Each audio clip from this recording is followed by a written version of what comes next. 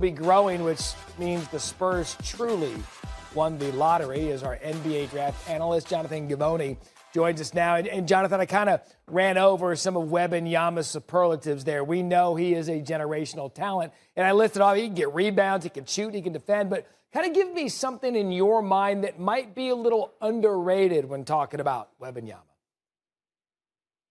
Matt, I think it's his passing ability. At 7'5", his ability to take a rebound off the defensive glass and ignite the fast break himself. It's a very unique skill to have from your big man.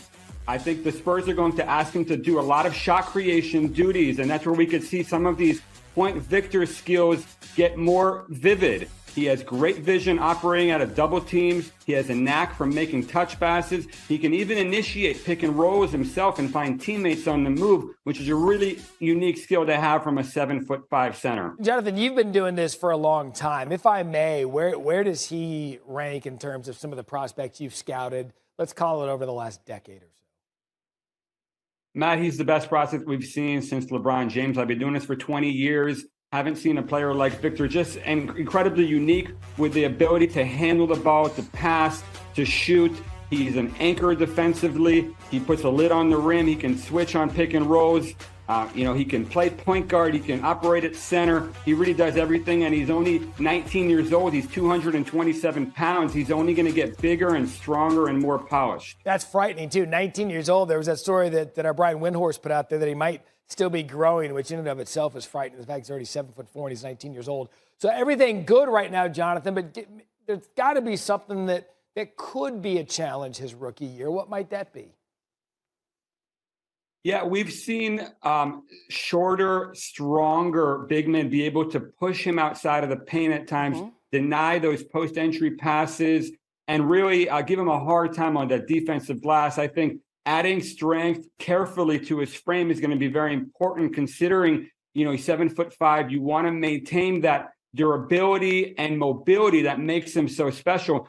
He played 62 games this year. He didn't miss a single contest. And that's going to be the biggest task for the Spurs is how do we make sure he's healthy for the next 10 to 15 years? That's such a great point. You're going to want him in the lineup because he's going to bring such a buzz to the NBA, but you have to protect him from himself because he wants to be a cornerstone, as you said, for the next 10, 15 years. Sit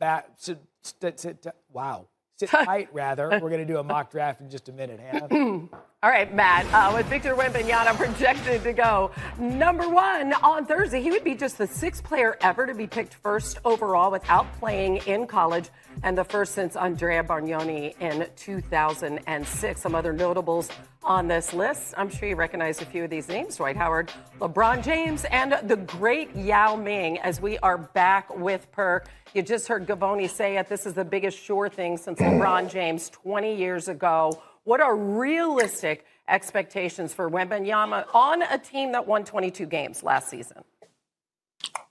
Well, let me say this. Not only did the Spurs get lucky by being able to have an opportunity to draft Victor Wembanyama at number 1, but Wembanyama got lucky going to the Spurs. When you talk about one of the most established cultures in sports, that's the San Antonio Spurs. So I don't care what anybody has to say. He will be fine when it comes down to taking care of his body. Now, realistically, I expect this young man to be an all-star this season. He's going to have an all-star caliber season, and we're going to see him participate in the all-star game as a rookie. He's that damn special. When you look at him already being 7'5", and the way that he's able to block shots all over the damn floor, along with his skill set, he will be an all-star game this year.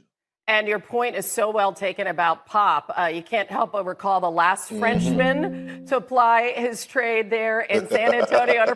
Tony Parker, 4 rings. Yep. Big Perk, thanks. All right, so now we go to the mock draft and a look at the projected top 10 picks for Thursday. Givony and Jeremy Wu on this one after Wembanyama. No surprise at number 1 to San Antonio.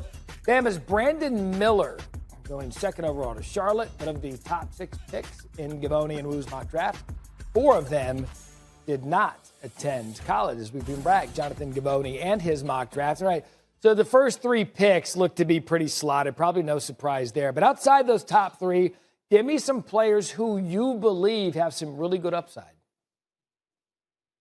Well, first of all, let's start off with Amen Thompson, 6'7" point guard, 7-foot wingspan, 214 pounds, ideal physical tools.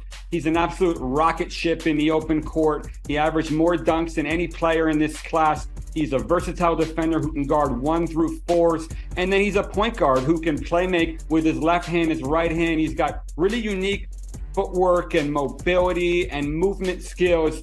He changes gears. He gets anywhere he wants on the court, and he finishes with both hands. A very unique talent. Now, Anthony Black is very intriguing, but for different reasons. Also a 6'7" point guard, but his game is based more on his cerebral ability, his feel, his change of speeds. He's excellent in pick and roll. He's very unselfish. I think he's the best perimeter defender in this class. He also guards 1 through 4. He's a terrific rebounder. He's a ball hawk. He gets in passing lanes. He rotates to protect the rim.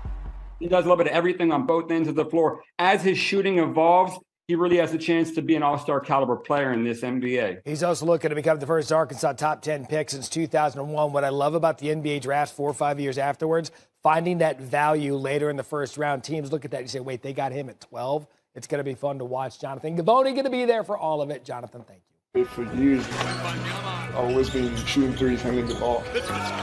I didn't look up to players for me to do that. I inspired myself in doing whatever I wanted to do. Have you had a chance to watch Victor Wembanyama play yet? How can you miss him? Rattles in another three. Cheat code type vibe. This is the cheat code. You got to get ready for this kid. He has the chance to be one of the best to ever play this game. The league's really in trouble when he comes in. Rejected at the rim. Get that out of here. Wembanyama.